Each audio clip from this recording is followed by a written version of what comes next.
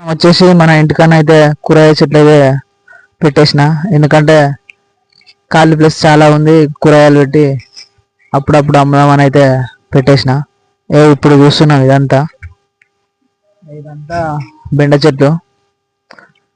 ఇక్కడ వచ్చేసి కింద బీర చెట్టు,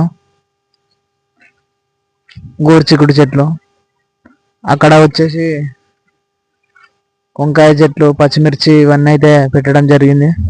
ఇక నిన్న ఇక్కడ సాధించిన అవతల పక్క